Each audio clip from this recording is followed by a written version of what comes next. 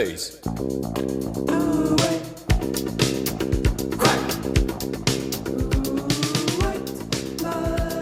Based in dreams of passion. And all the while I think of you. Son las 7:30 en punto acá en la Argentina.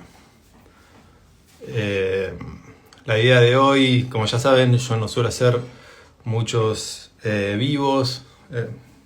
Estamos llegando encima a fin de año. Estamos cansados. Mucho trajín, mucho de todo en la Argentina. Pero hoy creo que ameritaba. Sobre todo porque, bueno, Vale, que ya veo por ahí que se conectó, se sumó a poder hablar con nosotros y en definitiva poder informar, ¿no? Sobre qué está pasando o de qué viene esta resolución que tanto trajo revuelo, sobre todo porque también yo lo primero que hago cuando me entero de algo de esto es buscar la resolución a través de los buscadores. No la encontraba, hasta que me pasaron el enlace, bueno, la pude leer. Yo no soy abogado, pero se empieza a decir muchas cosas, eso trae mucha confusión, mucha alarma en familias, en profesionales. Entonces me parecía que estaba bueno poder compartir con, primero, una mamá de un joven autista, por otro lado, abogada, que tiene una perspectiva muy clara en tanto a lo que se refiere a la perspectiva de derechos humanos y en discapacidad, y creo que nos puede aportar un montón de información. La idea es hablar de todo, la idea en definitiva es traerles a ustedes tranquilidad, o en algún punto, sino también ponernos en estado de alerta en la comunidad. Ahí la vamos a invitar a que se sume. Si la escucho bien por acá. Y bueno, la idea es compartir con ella. Hola Vale, ¿cómo estás? Hola Edu, ¿cómo andás? Tanto tiempo. Acá estamos, es verdad, hace mucho tiempo. Es real, hace mucho tiempo. Después vi el WhatsApp y es verdad, hacía un montón que no hablábamos. Así es, porque ya me creció el hijo, ¿viste? Y ya es mayor de edad, ¿no? Muy joven, 18 años ya, sí, sí. 18. Ya Bueno, tiene. sí. Con otros desafíos también, ¿no? Ya desafíos de la edad. Efectivamente, sí, sí, sí. Igual siempre, viste, todo lo que tiene que ver con educación física, recreación y eso no está de más en la vida, pero sí, se van presentando otros desafíos. Eh, bueno, Vale, primero, nada, me alegré haber visto que habías ingresado a esta red social, a Instagram. Me parece que hace mucha falta que haya gente, no solo por tu relación, digamos, en este caso de involucrada como responsable de crianza, sino también por el hecho de que sos abogada, que trabajás también mucho sobre los derechos de las personas con discapacidad. Bueno, en realidad en general, tenés una perspectiva de derechos y eso también está bueno, porque son como muchos puntos que hacen que, bueno, en mi caso, siempre que tengo alguna duda o algo, te mando un mensajito y vos siempre me aclarabas, así que me pone muy contento que te hayas sumado a la red. No sé cómo te está tratando Instagram, pero está No, bueno. desde que vos difundiste, me explotó el Instagram. Era un Instagram profesional, si querés, pero íntimo. Lo había empezado a principios de año, más o Claro. menos, con algunas cuestiones, y cuando podía dedicarle tiempo. Pero bueno, nada, el viernes, en función de que me llegaban muchos mensajes de conocidos, de prestadores, de transportistas, de familiares de personas con discapacidad, y veía que la preocupación de todos iba medio en el mismo sentido. Dije, bueno, por ahí es ocasión, al igual que vos decías, no suelo hacer vivos. Yo la verdad que creo que es el segundo vivo que hago en mi vida de Instagram, no suelo hacerlo tampoco, pero tampoco subo videos, ¿viste? No suelo hacer ese tipo de publicaciones. Pero bueno, me pareció que era la forma más clara y más sintética de transmitirlo, ¿viste? Porque era Sí, mucha información para transmitir por escrito, con precisión y digo, bueno, a veces, viste, al hablarlo le llega con más claridad a la gente. Y en realidad lo que intentaba hacer era bajar un poco la espuma, porque yo sé, viste, son épocas turbulentas, turbulentas o llenas de incertidumbre, ¿no? Viste que un cambio de gestión de gobierno, más cuando cambia el signo político, trae como mucha incertidumbre, mucha angustia para algunos, para otros felicidad, pero para otros mucha angustia. Y bueno, y eso me parece que crea un clima donde cualquier cosa que se recibe se sospecha también. Y nada, yo leyendo la resolución como abogada y como abogada del Estado, lo que encontraba era que, bueno, estaba regulando algo para lo cual la superintendencia tiene competencia, o sea, la superintendencia puede y debe regular, debe administrar el Fondo Solidario de Redistribución, que es el fondo del cual sale la plata para que las obras sociales... Te voy a hacer un parate, ¿vale? Porque me parece muy importante porque a veces se confunde, ¿no? O sea, que vos seas perteneciente al Estado no tiene nada que ver con que vos ocupes un cargo como político partidario ni nada. Digo, en el sentido de, hay que entender que el Estado lo digamos, está construido, o digamos, hay tres poderes que tienen que ver con el ejecutivo, el judicial y el legislativo. A veces todo eso se confunde. Y me parece como importante, sobre todo porque si no empiezan a haber como sesgos que dice, no, esta es kirchnerista acá o de pro, lo que fuese, y me parece muy importante aclararlo eso. Sí, en realidad yo soy, digo, tengo, viste, distintos sombreros. Soy asesora del Estado de la Secretaría de Derechos Humanos desde el año 2006. Digo, la Secretaría se creó como tal, si no recuerdo mal, hacia el 2003. Antes tenía otro estatus. Y desde entonces me sumé primero para trabajar infancia y derechos humanos. Después fui trabajando salud mental, a veces migrantes, hasta que en el 2010 empecé a trabajar las cuestiones de discapacidad. En parte porque había fallecido el asesor que llevaba los temas de discapacidad, que fue una persona muy importante en el ámbito de la discapacidad y los derechos humanos, que fue Carlos Heroles, con quien yo no llegué a trabajar, de hecho. Y bueno, un año después de que él falleció, estaba la necesidad de acompañar todo el proceso del primer informe país a la Convención de los Derechos de las Personas con Discapacidad, y me tocó por el lado del Ministerio de Justicia llevar adelante ese trabajo, que fue el que me vinculó definitivamente al mundo de los derechos humanos y la discapacidad, siempre muy en línea con la Convención de los Derechos de las Personas con Discapacidad y tratando de trabajar en el desarrollo de políticas públicas con enfoque de derechos humanos. Eso también tuvo que ver con que tenía un hijo con discapacidad, porque aparte, bueno, pasa mucho en el ambiente que muchos de los que nos terminamos dedicando a la discapacidad nos dedicamos porque terminamos como interpelados por una situación personal que nos atraviesa. Después habrá profesionales que desde otro interés también se van sumando, pero en mi caso mi profesión no iba para ahí y de pronto fue redirigida un poco por la vida y un poco por interés, porque la verdad que cuando empecé a estudiar, a leer, a formarme en discapacidad y derechos humanos, me cambió por completo el modo que tenía de ver la condición de mi hijo. Para mí fue fundamental en mi vida y en la carrera, las dos cosas, en la profesión. Y bueno, y a partir de ahí fue todo un recorrido fundamentalmente en línea con el tema de políticas públicas, por eso también todo lo que tiene que ver con el sistema de prestaciones básicas o a veces todo lo que es seguridad social o institucionalidad en el Estado, y sí, tuve que aprenderlo y manejarlo porque es parte de lo que yo hacía en el día a día y sigo haciendo, digamos, ¿no? Sigo siendo digo, no sé si hay otros, creo que no hay otro asesor en la Secretaría de Derechos Humanos que haga discapacidad y derechos humanos. Así que suelo interlocutar con todas las áreas del Estado que tienen una demanda en materia de derechos humanos y discapacidad, con la agencia, con la superintendencia, con el Ministerio de Salud. Este año, estuvimos dando capacitaciones junto con uno de los programas que coordinaba una compañera, Andrea Frank, que también es mamá de un chico con discapacidad, para trabajar todo lo que era salud y infancia, salud y discapacidad con enfoque de derechos humanos, con un montón de equipos de escuelas de todo el país y de servicios de salud, ¿viste? Para trabajar en la accesibilidad a los servicios de salud, no en la rehabilitación del sistema de prestaciones básicas, en tener un pediatra, un oftalmólogo, un dentista, ¿viste? Son cosas complejas. Así que Sí, mi que trabajo... son súper importantes, digo, ese chico va a un dentista, va a una guardia médica, digamos, y no tiene nada que ver con el sistema de prestaciones básicas.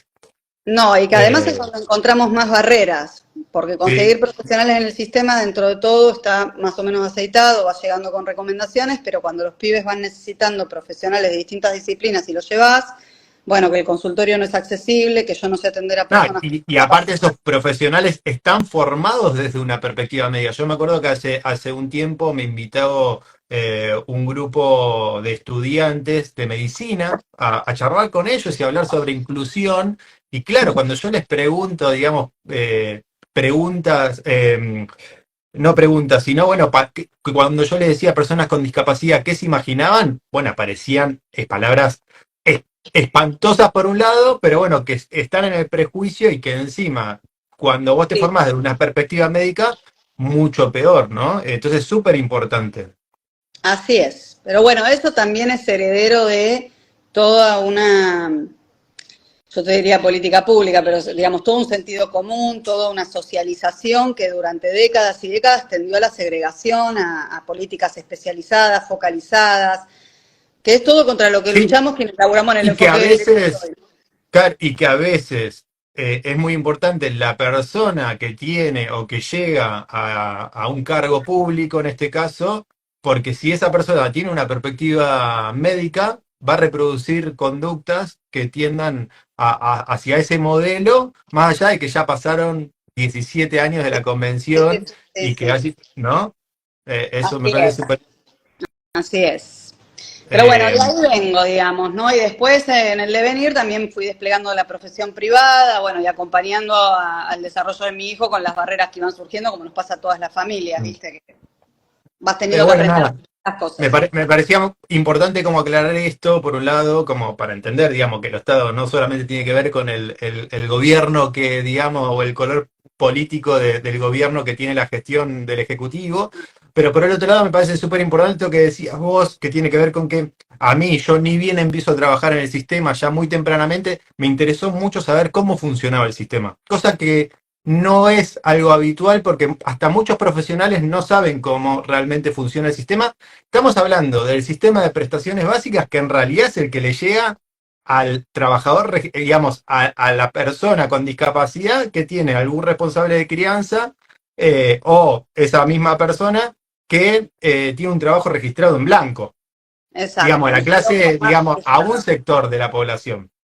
Sí, ahí vamos a ver, para poner el marco de qué es lo que viene a regular esta resolución, la 2484 del 2023, si no recuerdo mal, digamos, de antecedente y para que se entienda es, el sistema de prestaciones básicas se crea con la ley 24901, ese sistema establece distintos obligados a financiar las prestaciones y A distintos fines de fondos los 90.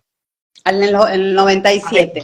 es muy importante eso, digamos, también. Digamos, En el para. 97. Me En parece que está realidad, bueno hacer como un recorrido histórico de eso. hay un antecedente que es la primera ley de discapacidad en general, es del año 74, 20.293, creo, no me acuerdo bien el número, pero es una ley gestada por lo que en ese momento era el Frente de Lisiados Peronistas, fundamentalmente, que era el activismo que había en el momento, que logra crear una comisión de discapacidad en el Ministerio de Trabajo para promover la inclusión a través del trabajo. Esa ley es a la vez la que crea el cupo del 4% para el Estado y para el sector privado. Esa Mirá. ley es derogada en el 81 por la 22431, por la dictadura, en ejercicio de funciones legislativas, y crea el Sistema de Protección Integral de Personas Discapacitadas.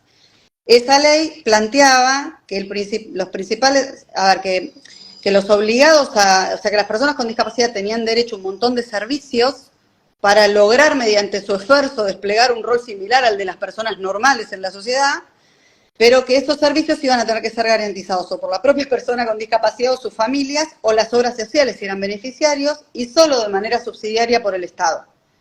¿Por qué? Porque era una mirada neoliberal también del Estado, un Estado mínimo. Claro. Esa ley del 81 al 97 estuvo sin mucha precisión de qué era esto a lo que estarían obligadas las obras sociales a financiar. Y eso sumado a la década de los 90 con ciertas dificultades que empezaron a aparecer en las instituciones que en ese momento daban servicios a las personas con discapacidad, y me refiero a lo que hoy conocemos como hogares, residencias, centros de día, cosas de ese estilo, Claro. gestaron que, digamos, desde el activismo, desde las asociaciones que había de personas con discapacidad o para personas con discapacidad, que en su mayoría eran para personas con discapacidad, se agruparan para reclamar en el Congreso una ley que estableciera a qué tenían que estar obligadas las obras sociales. Hasta ese momento había algún que otro subsidio para algunas instituciones, viste, para las personas y que cubrían una partecita de lo que hacían las instituciones. Mucha plata la ponían las familias, efectivamente.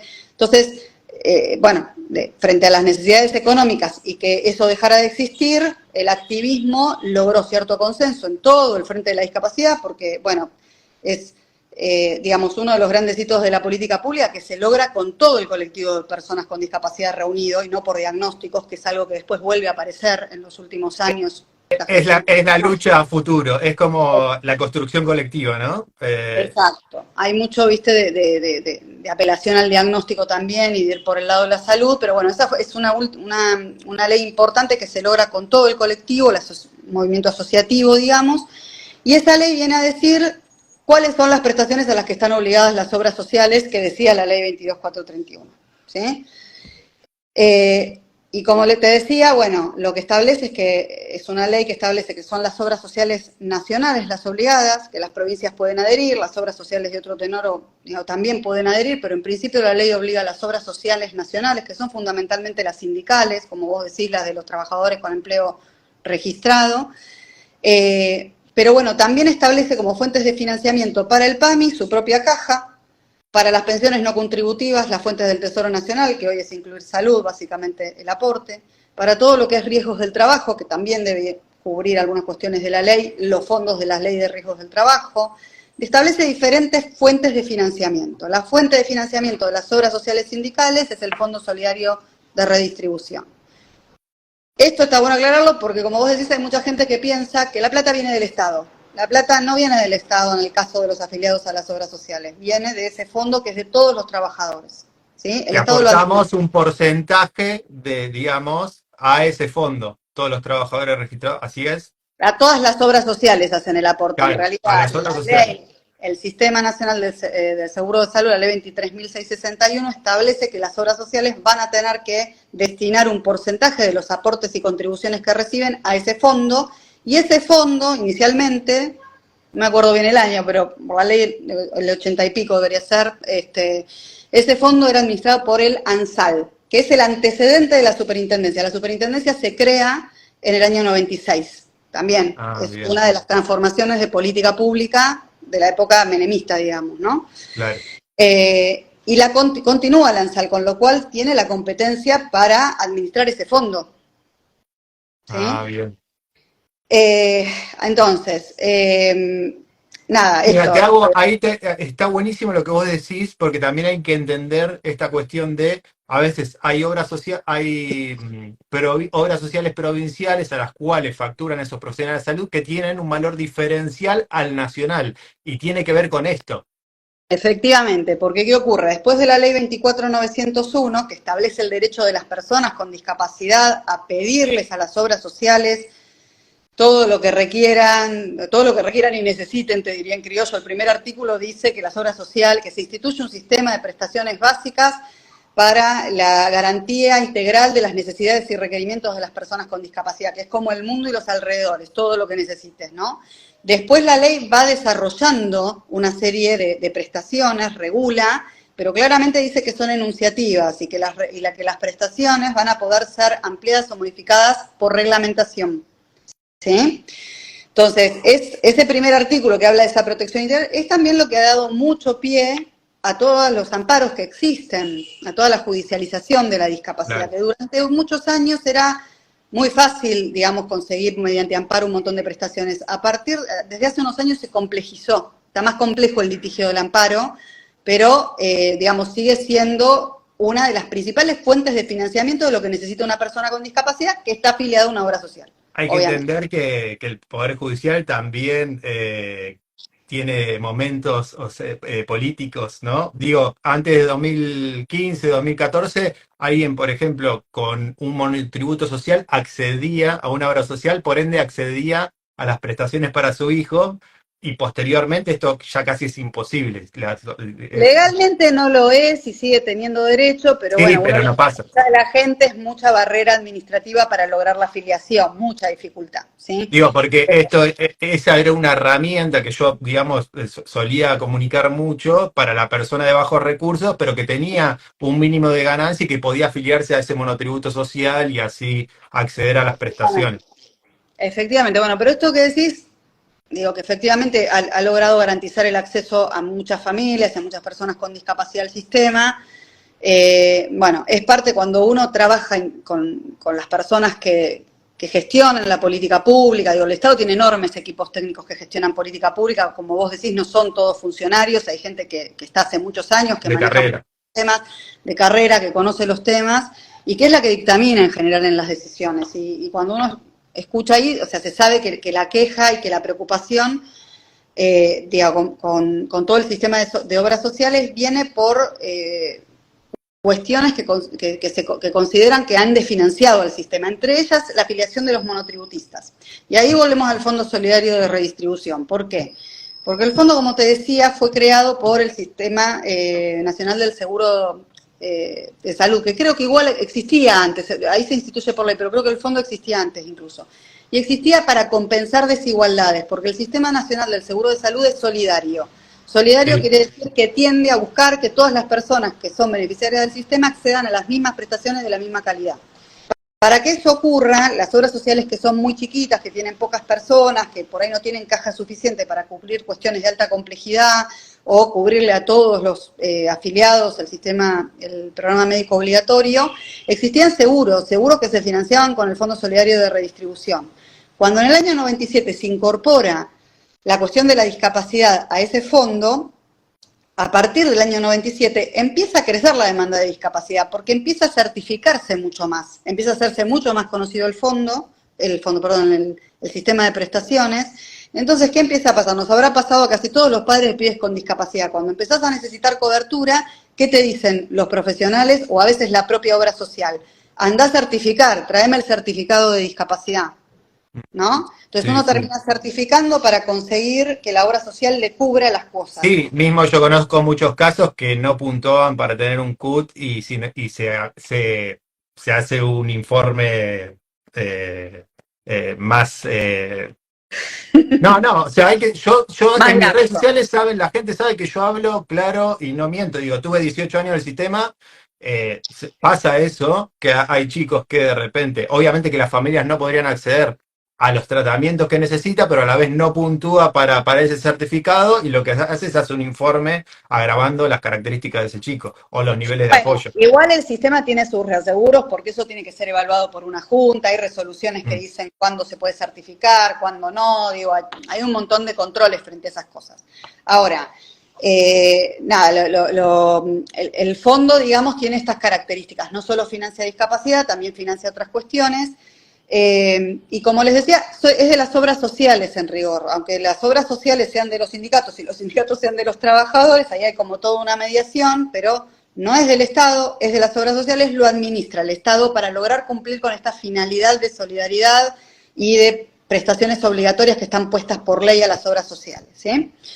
Entonces, en este contexto, nosotros tenemos este sistema de prestaciones básicas creado en el 97 con una mirada sobre la discapacidad que viene a resolver un problema de ese momento específicamente y que ha tirado hasta el día de hoy. La verdad que ha sido una política pública bastante exitosa, una política pública que tiene 26 años, que ha ido creciendo, que ha dado cobertura. Aclaro que igual no es a todas las personas con discapacidad, la cantidad de personas con discapacidad certificada es de 1,000,000 y pico de personas, se estima que hay 5 millones de personas Es así chiquito.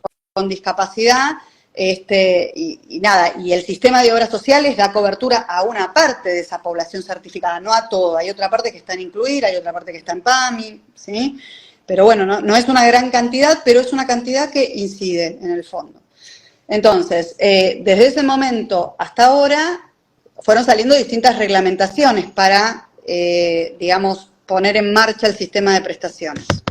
Una de las primeras es el decreto 1193 del 98, que yo lo menciono en aquel video que vos reprodujiste, porque es el que establece, el que crea la institucionalidad del sistema de prestaciones, crea el directorio de prestaciones básicas. En ese directorio es donde debieran discutirse todas las cuestiones relativas a la garantía de los derechos de la Ley 24901 y la implementación. En ese directorio están sentados distintos organismos. En los últimos años no se ha adecuado el decreto como para reconfigurar la representatividad de los organismos, entonces sí, el decreto sigue planteando que se sientan en esa mesa, digamos, la ANDIS, en representación de lo que era la CONADIS, la Dirección de Servicios, creo que se llama hoy lo que era el Servicio Nacional de Rehabilitación, que también está en la ANDIS, lo que es incluir salud, la Superintendencia de Servicios de Salud, el Ministerio de Salud, PAMI, representación del Estado tiene mucha, el directorio, y también tiene representación del Consejo Asesor de personas de la Agencia Nacional de Discapacidad, que son organizaciones para personas con discapacidad, es una representación vieja también de hace muchos años. Y desde ahí es desde donde sale el famoso nomenclador, donde se aprueban lo del aumento de aranceles, por ejemplo, que es la mayor demanda que suele tener el sistema de prestaciones, que se actualicen los aranceles. La otra resolución importante del sistema es la 428 del 99, que es la original del nomenclador, es la que después se va a ir actualizando, es la que establece los módulos, viste, todo eso. En Soles de Buenos Aires tenés las resoluciones desde 1997, o sea, para el que quiere acceder a todas las resoluciones del sistema de prestaciones básicas, va a Soles de Buenos Aires o a Sol de Buenos Aires. Ahí están, claro, si alguien las busca así te va a salir en la web. Nada, yo lo que hago como abogada es buscar en Infolet 428 del 99 y actualizada, y te sale la más reciente, ¿entendés? Ahí podés ver el nomenclador y todas esas cuestiones.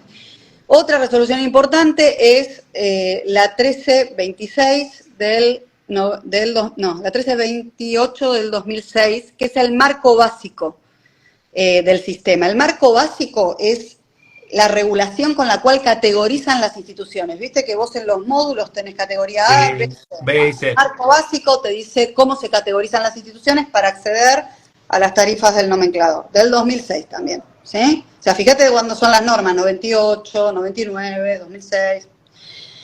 Una de las últimas reformas que tuvo el nomenclador, la 428, fue la introducción del maestro de apoyo en el 2011, por el nomenclador, ¿sí? Pero esta es la institucionalidad del sistema, de ahí venimos. Sí, no, y que es muy importante, me parece que es muy importante hacer un planteo histórico, porque también podemos entender lo que está pasando hoy. O sea, y no es menor, yo esto lo dije muchas veces por las redes, o sea, porque primero, a fines de los 90, como decías vos, la población que accedía a este sistema era mucho menor que a la que por suerte accede hoy. Pero por el otro lado, porque vos decías, cuando vos explicabas la forma de financiamiento, decías, los monotributistas son un problema. Claro, yo pienso, o sea, si los trabajadores registrados en blanco, un porcentaje solidariamente son los que aportan a las obras sociales, si vos tenés un momento histórico donde un empleado de una fábrica pasa a ser monotributista, se empieza a desfinanciar ese sistema. Si, digamos, tenés periodos históricos donde hay desempleo, el sistema se desfinancia. Digo, o de repente tenés lo que hablábamos antes, ¿no? Sobrefacturación, que es algo que desde que yo empecé a trabajar en 2008, los profesionales sobrefacturan. O sea, entonces, y hablando de que hay una sola torta, no es que es infinita la plata es una sola, se recauda X. Sí, el sistema es solidario, eso hay que tenerlo bien claro. Lo que o sea, cuando se da a uno, hay alguien que se queda sin algo, o sea, no es infinito. Está claro que el Estado tiene la posibilidad de aportar al Fondo Solidario de Redistribución, ¿sí? El Estado podría hacer eso. Cuando el Estado, cuando hay decisión política o agencia política, hay recursos, bueno, es una lucha política justamente que el Estado haga ciertos aportes. Los ha hecho históricamente, ha habido ocasiones en donde ha hecho aportes el Estado para sostener eso. Pero bueno, es esto, tener claridad, que creo que también es importante porque esta última resolución generó mucho malestar en algunos prestadores. ¿Viste? Es un contexto donde todos nos sentimos muy exigidos por la coyuntura, venimos de años muy difíciles, sentimos que vamos a entrar en una etapa más difícil todavía. Pero por eso te digo, Vale, me parece que es súper importante como entender cómo funciona el sistema, de dónde viene, que hay una perspectiva médica claramente del sistema, porque a nosotros como profesores de educación física no nos contempla, por ejemplo, o las actividades, los apoyos en una colonia de vacaciones, por ejemplo. O sea, si ese chico necesita un acompañante, también es un problema. Pero digo, por un lado, también porque yo lo digo y pueden ver, ir a las resoluciones, y yo sé que esto suena antipático, a fines de 2015 la hora nomenclador, si uno la convertía a dólares, era de $29. A fines de 2019 era de $9 y ahora estamos llegando, no sé si estará en 7 o 6,5. Digo, viene habiendo 8 años de desfinanciamiento del sistema y de ajuste del sistema que hay que visibilizar también, porque por eso Sí, está precarizado el sistema. sí, está precarizado, pero está precarizado en el contexto de toda la precarización del sistema de salud. O sea, ustedes habrán escuchado a lo largo de este año los reclamos de un montón de colegios médicos por lo que le pagan por hora, digamos. Tal No, cual. no pasa solo en discapacidad, está pasando. Está claro que en ese contexto, digo, recursos hay, no es que no hay nada, hay, y de alguna manera termina, digamos, disputándose quién se va a quedar con esos recursos políticamente. Esa es una discusión, es la discusión política. Yo Claro. cuando hice el video lo que pretendí fue acercar una mirada jurídica. No niego Y que ahí lo jurídico vamos a es la una política, resolución de ahora, digamos. claro. ¿Por qué? Porque, bueno, tiene que ver con todo esto, la resolución. Desde hace mucho tiempo se está poniendo la mirada en el sistema y en el Fondo Solidario de Redistribución para optimizar, digamos, la asignación de recursos, por decirlo de alguna manera. Cuando uno lee los considerandos de esa resolución, lo que ve es que hay una preocupación por un lado, agilizar ciertos trámites yendo a cierta digitalización.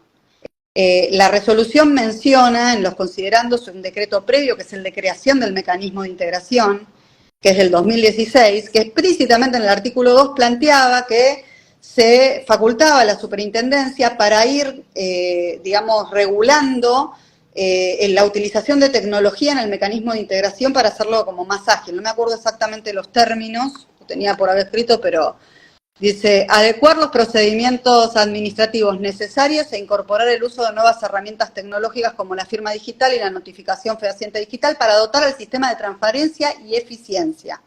¿Sí? O sea, ya estaba pensado en el 2016 todo esto, digamos, ¿no? Se van avanzando, pero la mirada se estaba puesta hacía mucho.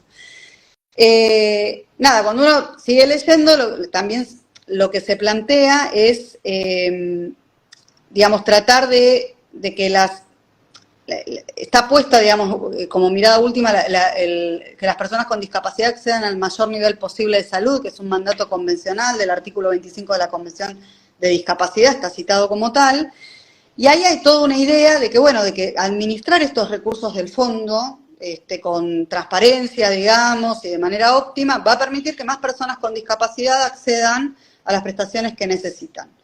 Esta sería un poco la mirada de la resolución. Pero bueno, cualquiera puede leer los considerandos porque por ahí me olvido de algo que también está planteado y ahí está medio el espíritu del sentido. La resolución, viste, termina lo que propone es 2 anexos, está planteada fundamentalmente para las obras sociales y para los prestadores, no tanto para las personas con discapacidad. Las personas con discapacidad ya aparecen como mediando un poco con un código QR, pero digamos que la regulación apunta a ordenar la transmisión de información entre prestadores, obra social y superintendencia, por decirlo de alguna forma, que hoy se hace toda en papel por escrito. Las familias llenamos un montón de papeles, los profesionales llenan un montón de papeles, las instituciones llenan un montón de papeles, todos esos papeles los Es la procesan época, las justamente sociales. ahora, noviembre, diciembre, enero. Sí, que igual esta resolución no nos evita hacer eso, pero No. sí, bueno, acá hay una idea de ir hacia una digitalización de la información, de ir armando bases de datos digitales, que es hacia algo, hacia donde está yendo todo el sistema de salud, porque hoy está pasando con las obras sociales, las empresas de medicina prepaga, que mucha información se transmite de esta manera.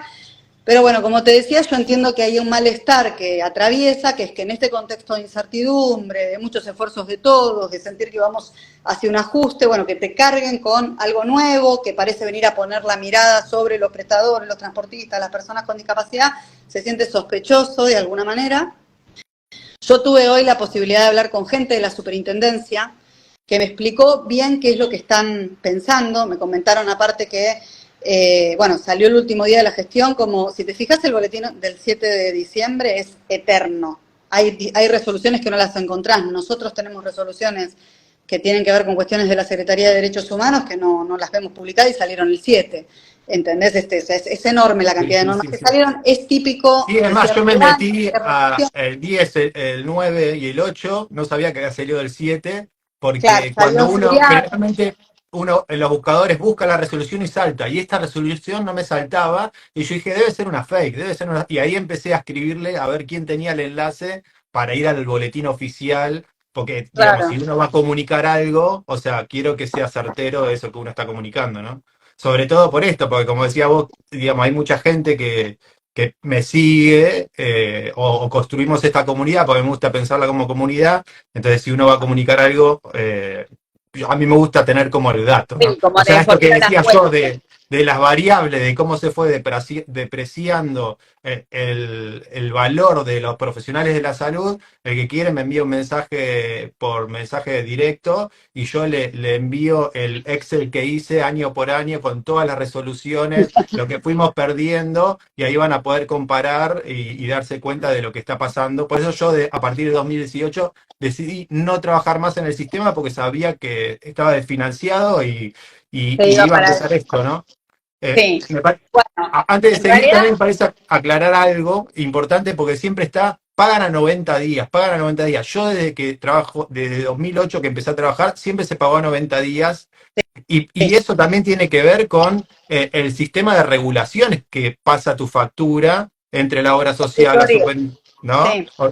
Tiene que ver con eso, pero yo creo que, bueno, que en los últimos años empezó a ser muy acuciante un sistema con esa, viste, demora, digamos. O sea, Mm, cuando vos iniciás, inicialmente tenés una demora, después es una cadena. Si vos no tuvieras inflación, es una cadena. Me parece que lo que empezó a corroer mucho es claro, el sí, tema es de la eso. inflación, que hace que vos facturaste en marzo y con suerte te estén liquidando en No, julio, y agosto. ahora, con esta inflación, Entonces ese malestar yo creo que viene de ahí, evidentemente no había aparecido en años anteriores, apareció con mucha fuerza ahora, creo que tiene que ver mucho que ver con eso, que es algo que igual hay que considerar, pero de hecho, si en algún punto esta resolución viene a tratar de acortar algo de los tiempos, porque algo de lo que me decían en la superintendencia es que también tienen muchos reclamos de la demora de la tramitación de los papeles, que muchas veces tiene que ver con demoras de presentación de las obras sociales. Vos le mandás la información y la obra social claro, tiene un cúmulo de cosas para pasar que va demorando. Entonces, bueno, estos mecanismos van a agilizar la transferencia de información, va a ser más en tiempo real contar claro, con la sí, información para saber qué se hizo, cuánta plata se necesita, cuánto hay que, viste, ir devengando, digamos, en el Estado para ir cubriendo las partidas y ese tipo de cuestiones que son, digamos, como es trámites y gestiones que el Estado hace con estas cuestiones, ¿no? Pero algo importante, porque había también mucha duda con el tema de la accesibilidad al dispositivo tecnológico y si la persona con discapacidad lo podía usar, que también me transmitían, y que es cierto, cuando uno lee la resolución, yo hice una interpretación y un poco en el video, por eso hago un señalamiento con que si representaba una barrera podían hacer una consulta con un abogado, porque en rigor los derechos de las personas con discapacidad están en la ley, no en esa resolución, con lo cual la obra social tiene la claro. obligación de garantizar lo que dice la ley, más allá de esa resolución. Lo que me explicaban era, y es lo que dice la resolución, de hecho, que la persona con discapacidad va a tener un código QR, que le van a asignar un código QR a la persona con discapacidad. No es que la persona con discapacidad va a tener que ir con su celular y abrir la aplicación y mostrar un código, sino que va a tener un código QR que le va a tener que mostrar al transportista o al prestador para que sean ellos los que puedan, digamos, vincular la aplicación a ese código y asegurar que se hizo el traslado, que se hizo la prestación y ese tipo de Claro. cuestiones. Eso me parece que va a traer un poco de alivio, por lo menos al sector de familias y de personas que estaban muy preocupados con ese tema. No resuelve otras cuestiones, que entiendo que prestadores van a seguir preocupados en relación a, sobre todo, cuestiones de conectividad.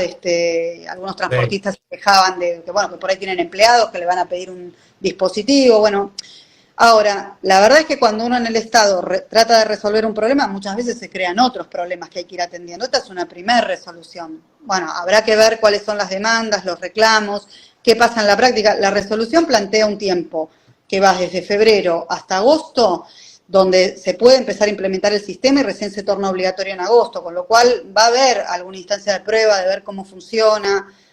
Digo, habrá que ver. Sí.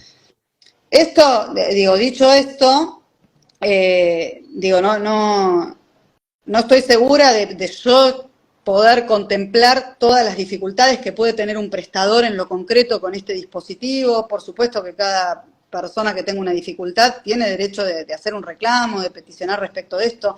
Sí creo, volviendo a la institucionalidad del sistema, que hay algo que ha quedado viejo, que es la representación que hay ante el sistema. Vos fíjate que las prestaciones de apoyo no tienen mucha representación y muchas veces, especialmente los profesionales de apoyo, no conocen bien el sistema.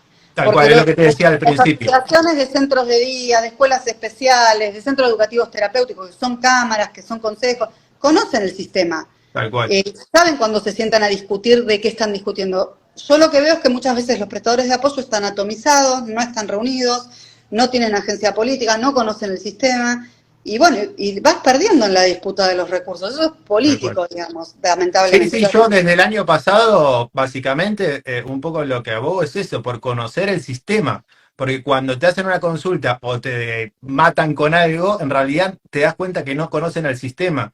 Y me parece súper importante conocer el sistema para saber cuál es la disputa política que vas a dar. O sea, digamos, cómo vas a luchar por tus derechos. Mismo, a veces dicen, yo soy monotributista, pero, o sea, vos decís, digamos, uno decide trabajar o no dentro del sistema. Obviamente que quiere que haya más profesionales de la salud trabajando en el sistema para que haya más cobertura a las personas con discapacidad, pero el que decide es uno. O sea, no es que a vos te pusieron una arma en la cabeza y te dijeron, anda a trabajar con personas con discapacidad al sistema y hacete monotributista.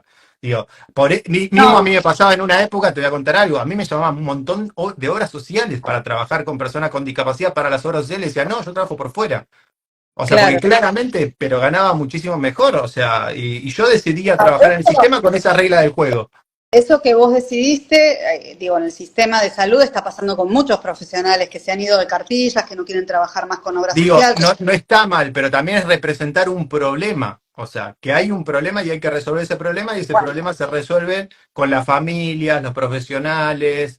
Yo creo que a esta altura, viste, el sistema requiere un debate y una revisión. A veces da mucho miedo abrirlo porque bueno, pero para mí la resolución esta última tiene que ver con eso. El costo, yo lo he hablado siempre con muchos profesionales y muchas personas a mi alrededor, digo, el costo político que tiene ordenar el sistema nadie lo va a querer pagar, porque si vos vas sobre la sobrefacturación, los profesionales dejan de facturar y las familias se te van a enojar a vos como Estado. Y si empezás a ordenar ciertas cosas que suceden, y la verdad que el costo político era muy alto, entonces por un lado, cuando veía la resolución, bueno, era lógico que lo tiren a último momento, como diciendo, bueno, ordenamos algo, que se enojen, y ese total ya el costo político que tiene. Sí, digo, pero yo te digo que igual la gente que termina atajando sigue siendo la que va a atender los problemas que surjan de esto, van a seguir siendo los técnicos que están, digamos. Y claro, sí, los que están ahí. Sí, a ver, sí te hago diferenciaciones, porque yo creo que, a ver, en principio la resolución no afecta ni a las familias, ni a los prestadores, ni a los transportistas que están facturando efectivamente lo que hacen en el marco de la regulación que tiene hoy el sistema. No tendría por qué afectarlos, ponerle algún problema de conectividad o cosas así que yo estimo que el Estado las va a salvar, ¿sí? O sea, hay mecanismos para salvar esas cosas. Otra situación es la de, como vos decías, los que están facturando algo que no hacen, digámoslo así, ¿no? O sea, que hay un acuerdo de ciertas familias, que yo lo he escuchado, que habilitan facturarle a profesionales trabajos que no realizan, porque total no lo pagan. Lo paga la obra social. Sí, y también hay una asimetría de poder porque vos te vas a un pueblito de 5.000 habitantes, tenés un profesional a 200 kilómetros que vas y ese profesional, el único que tenés alrededor, te dice, yo cobro esto y esto es así. Y digamos, hay una asimetría de poder. Vamos, y después vamos a ciertos problemas que tiene el sistema, que, con cuestiones no contempladas, que pueden ir desde esto que vos decís, de la accesibilidad a ciertas prestaciones y qué sé yo, hasta algo que ha venido pasando en los últimos años, como lo que vos planteás, lo que yo hago, en principio las obras sociales no lo cubrían, digamos, algo que te hicieran un convenio a vos con lo que vos haces en particular, pero el sistema no lo cubría. Bueno, así como no cubría y no cubre el trabajo que haces vos, no cubre otras cosas que son las que hoy demandan las familias de personas con discapacidad, especialmente de los niños, de los adolescentes, o las propias personas con discapacidad, y muchas de las cosas que hacen algunas de las instituciones que están mucho más ayornadas a cierto paradigma más de derechos de la discapacidad que el que había en 1990, ¿sí?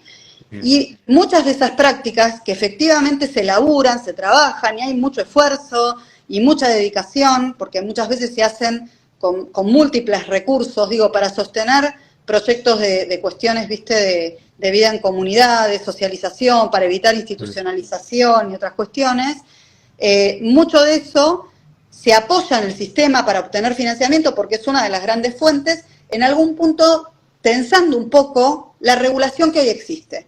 O sea, si vos vas, hoy en día hay, ponele, muchos profesionales de apoyo que no te laburan en consultorio. Si vos vas al marco básico, eso no está regulado. En principio no está regulado. Vos tenés que tener un consultorio. ¿Sí? Entonces, digo, así como tenés eso, después tenés centros de día que trabajan en vida independiente, en vida en comunidad, no con sede en la institución. Eso no está contemplado. Vos lo podés tensar un poco, podés hacer un proyecto, pero necesita como bastante ingeniería, digamos, de conocimiento del sistema para poder presentarlo, facturarlo. Esto se sabe que pasa, que hay una transición ahí, y eso, que el modelo debiera transicionar.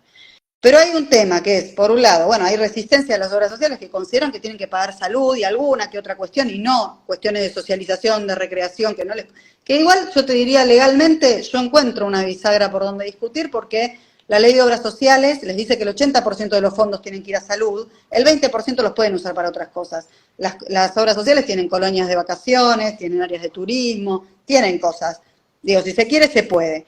Y ahí va una apelación a todos los trabajadores registrados, que somos los que aportamos a esos sindicatos que gestionan las obras sociales, porque tampoco estamos reunidos para demandar algo de nuestros sindicatos y nuestras obras sociales. Estamos desperdigados como familias y no solemos tener agencia con esos operadores para conseguir respuestas que nos sirvan tampoco, ¿viste? Entonces, ese también es un punto.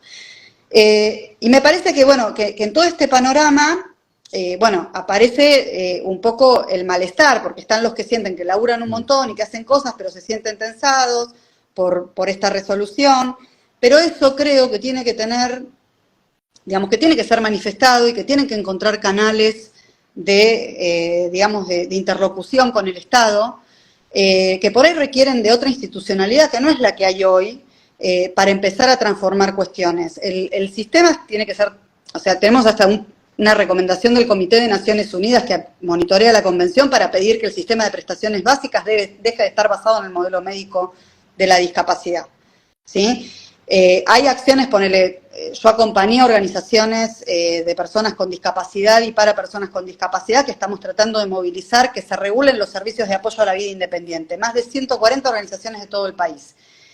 Justamente porque entendemos que en algo de regular la asistencia personal, los servicios de apoyo a la vida en comunidad, hay algo de cambiar el proyecto de vida de la persona con discapacidad, que el destino no sea una institucionalización. En un caso para mí como el de mi hijo, yo escucho muchas veces a los padres con la pregunta de qué va a pasar cuando no esté, y yo la verdad que la pregunta que tengo es qué va a pasar el año que viene, porque si no estoy yo de apoyo, si no está el padre de apoyo, mi hijo no tiene mucho más apoyo.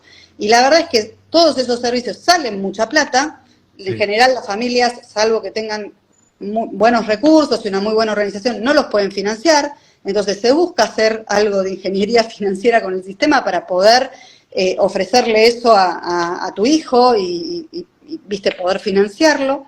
Pero bueno, aparecen todas estas tensiones, ¿viste? Entonces, algo de eso estaría bueno que me parece que transcurra por canales institucionales que corresponden, ¿viste? En lugar de tener tanto malestar, porque se va a controlar cómo se asigna la plata de un fondo que es de todos los trabajadores y que es solidario, bueno, por ahí hay que empezar a pensar otros modos, ¿viste? De transformar esa realidad de los servicios, digamos, ¿no? Para que esté reconocido efectivamente lo que se hace, haya una buena evaluación de costos, haya un buen financiamiento, que fue lo que se hizo en el 97, cuando surgió ese malestar y se creó ese movimiento más asociativo de personas con discapacidad. Ahora, es esto, en este contexto me parece que hay como mucha angustia en general y que entonces, bueno, viste, eso es lo primero que sale, es entendible, ¿no? Pero sí quería decir, porque esto también me lo comentó la gente de la superintendencia, que en los próximos días va a haber comunicaciones respecto de estas medidas en las redes y que por ahí está bueno estar atentos para, viste, ir sabiendo un poco mejor de qué se va a tratar y ver si, bueno, si efectivamente algo de todos esos miedos se verifica o no. ¿Viste? Sí. O sea, yo quiero aclarar una cosa. Uno, los profesionales de la salud y en general todos los trabajadores del sistema están precarizados. O sea, eso uno no lo deja de acentuar y es así y hay que luchar para que los profesionales estén mejor pagos. Dos, o sea, eso no implica, digamos, que la sobrefacturación esté mal, porque, digamos, si vos tenés una torta de 100 para 100 personas y sobrefacturás por dos, o sea, la torta queda para 50 y si sobrefacturás por tres, le queda para 30. Por otro lado, ahí decían, bueno, el profesional de factura desde enero, empieza a trabajar en marzo, eso está bien, ¿quién nos ampara? Bueno, en realidad la familia es la que firma y lleva los papeles a la obra social, o sea, la que está avalando esa situación es la familia. A mí me escriben muchas familias que ni siquiera saben lo que cobran los profesionales de sus hijos, Ah, no, porque hoy lo no que hacen sería es porque pasamano de papeles. Entonces, por eso también me interesaba mucho hablar con vos, para que realmente sepa cómo funciona el sistema. lo que pasa es que yo te recuerdo, Edu, que hasta la creación del mecanismo de integración era muy habitual que las familias paguemos y recuperemos de la obra social. Ese era el mecanismo más habitual. Cuando se establece el mecanismo de integración y se crea la cuenta de discapacidad para las obras sociales y todo un circuito para asignarle a cada factura, viste, el pago al prestador directamente, las familias dejamos de estar en el medio, presentamos los papeles, pero después no estamos mediando el pago. Ujú. Digo, el sistema es complejo en ese sentido, ¿viste? Entonces es cierto que hoy no tenés mucha idea de cuánto se cobra por lo de tu hijo.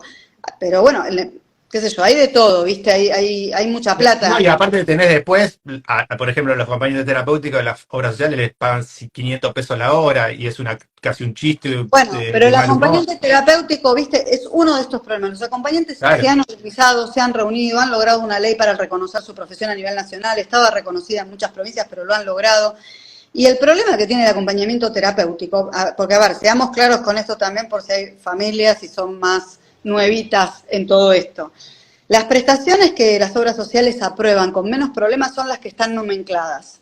¿Sí? Nomencladas quiere decir que en la resolución esta 428 se estableció un módulo o un valor de la hora para cobrar, porque esa plata es la que se recupera del Fondo Solidario de Redistribución. Entonces las obras sociales tienen un incentivo en relación a esas prestaciones, porque pueden claro. recuperar esa plata. Cuando una prestación no está nomenclada, como te puede pasar con el asistente domiciliario, que está en el artículo 39, inciso Yo E de la... trabajé muchos años, las obras sociales me pagaban a mí, pero como como el mundo de la discapacidad era muy chiquito, me aceptaban sin problemas. Y es que también te puede pasar esto que te digo, que vos estés dando un servicio, que las obras que lo piden mucho y te propongan hacer un convenio, por ejemplo. ¿Cuánto cobra? Bueno, y elijan pagarlo antes que tener un juicio, porque también pasa que mucho de esto sale por juicio, ¿viste? Sí, Pero bueno, a lo que voy es esto, cuando una prestación no está nomenclada, como pasa con el AT, que el AT es una prestación que yo creo que debiera ser nomenclada por el Ministerio de Salud en rigor, no por el sistema de prestaciones tal básicas, cual. porque es una figura que acompaña equipos de salud y que además acompaña mucho los trabajos de los equipos de salud mental, que no requiere, la ley de salud mental no requiere certificación para la cobertura. Entonces, eso es algo que tendría que estar nomenclado por ahí, pero es cierto, hasta que no estableces el valor hora, también eso desalienta a la obra social a cubrir porque no tiene valor de referencia, no sabe a quién cubrirle, en qué condiciones. Digo, todo lo que hace el sistema de prestaciones con toda esa regulación es dar precisiones a las obras sociales para ver qué tienen que cubrir. Esto que te dije inicialmente, cuando en el 81 la ley decía, la 22431, bueno, las obras sociales tienen que garantizar los servicios, pero no decía cuáles, no se garantizaba casi nada. Claro. Hubo que esperar a la 24901 para decir qué prestaciones, y después al nomenclador para decir por cuánto, y después al marco básico para saber las categorías, cómo que se iban a pagar. Bueno, todo ese andamiaje jurídico que crea mucha institucionalidad y ha dado mucha seguridad y solidez a la política del sistema de prestaciones básicas, es el que a la vez genera burocracia. Sí, y también vale aclarar que estos 2 últimos años estuvo habiendo encuentros nacionales de organismos de personas con discapacidad para modificar la ley 24.901. Lo que pasa es que eso no se comunicó mucho, pero digamos, tengo conocimiento de que ha sido, digamos, y hay muchas organizaciones que conocemos que han participado de esos encuentros y esperemos que, digamos, porque también es muy complejo, ¿no? Hacer los encuentros a nivel nacional, discutir qué, cómo se va a financiar ese sistema, etcétera, etcétera, etcétera, y esperemos que eso tenga continuidad en el tiempo, que va a ser muy importante.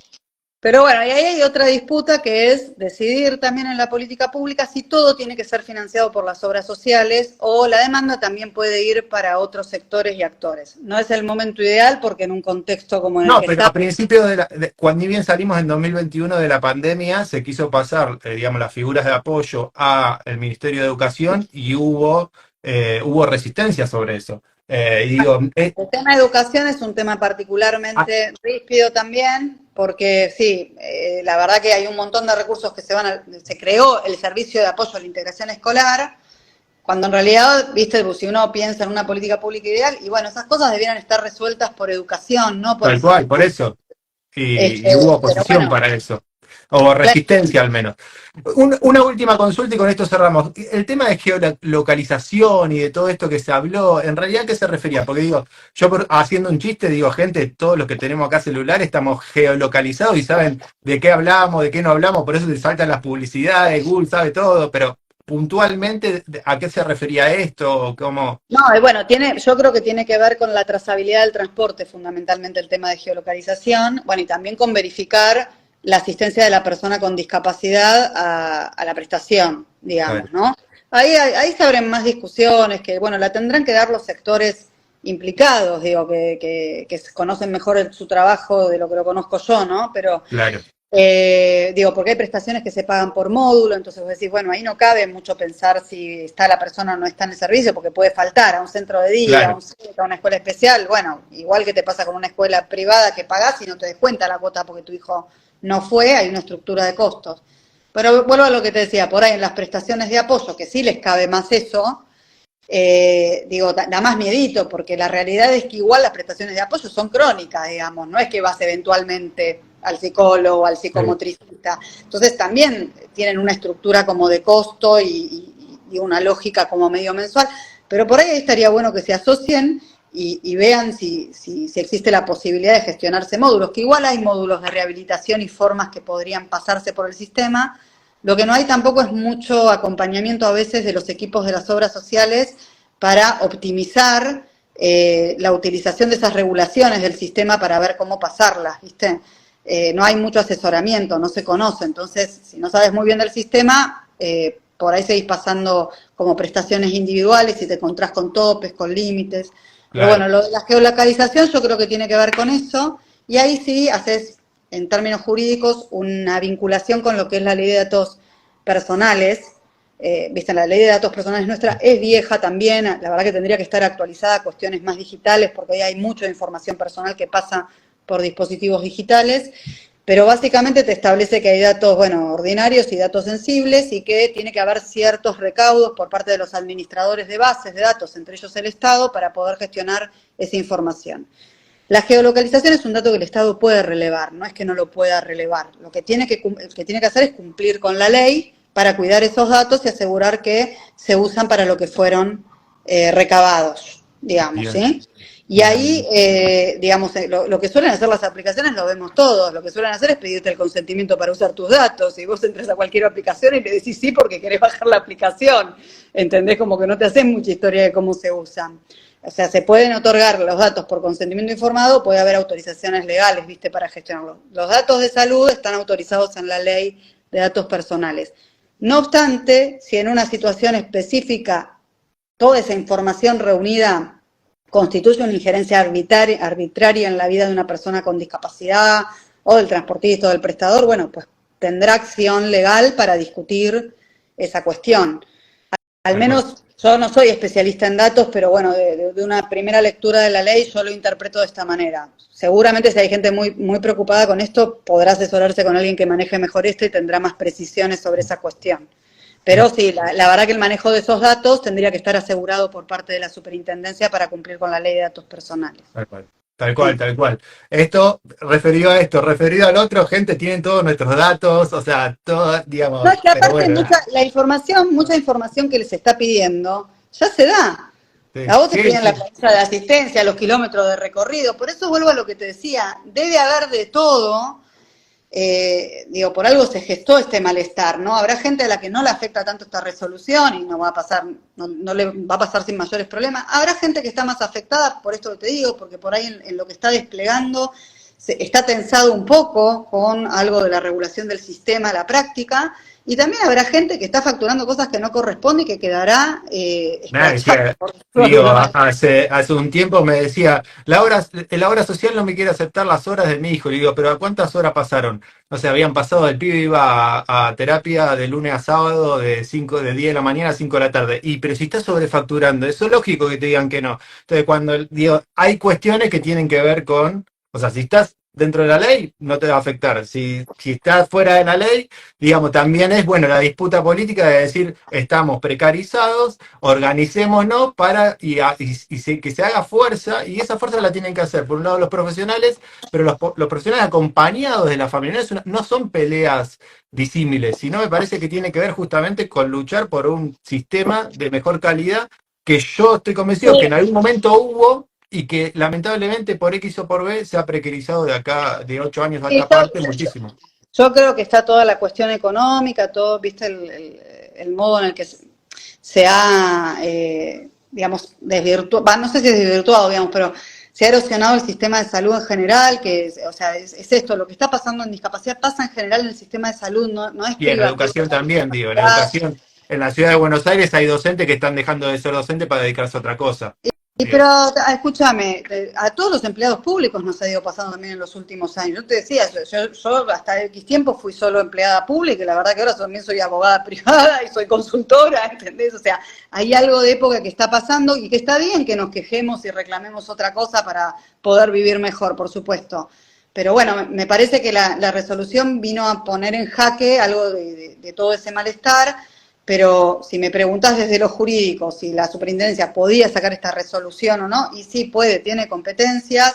¿Cuál es el sentido de lo que sacó? Que más o menos estamos comentando acá, y me parece que hay muchas del malestar, de la queja y de las demandas que hay de distintos sectores, que por ahí necesitan un espacio de interlocución para ser considerados, tal vez, ¿viste? Si hay algo que se le ha escapado al Estado al regular esto, pero qué sé yo, me parece que sí que hay que tener un poco de registro de cómo funciona el sistema y por qué se busca también tratar de controlar cómo se hacen, digamos, los gastos del fondo, ¿viste? Esta lógica de que es solidario y bueno, toda esta cuestión. Bueno, vale, nada, me parece que fue súper claro el vivo, o sea, una hora así sin parar de hablar. Agradecerte, nada, por habernos compartido como toda esta información, este conocimiento. Me parece que es súper importante para los que se vean todo el vivo, van a aprender un poquito cómo se creó el fondo, en qué momento histórico, digamos, cómo se fue desarrollando, de qué se trata, cómo se financia, y digamos un poco esta resolución que tanto... Yo siempre lo que trato es un poco esto, ¿no? O sea, si vamos a compartir información que sea de calidad, que sea certera, y no hablar por hablar, porque muchas veces uno escucha o ve que empiezan a comunicar y ni siquiera saben o están comunicando cualquier cosa, y no me parece, sobre todo porque los más afectados son los profesionales, los que pertenecen al sistema, los responsables de crianza, pero por sobre todo las personas con discapacidad, que son los verdaderos actores del sistema, ¿no? Y que a veces quedan como relegados, y en realidad los que participan del sistema son para prestarles apoyos a ellos, ¿no? Y eso es lo fundamental. Nada, agradecerte mil, y bueno, gente, sigan a Vale, después te van a llevar miles de consultas, ¿no? Pero bueno, no sé si fue un problema en el que te puse o no, pero agradecerte. No, me empecé a sorprender, fue abrumador, ya te dije. No, pero bueno, vale. A disposición. Gracias por todos, y gracias a todos por haberse conectado. Voy a dejar esto en Instagram y lo voy a subir también a mi canal de YouTube. Nos vemos. Dale, gracias, Edu. Adiós.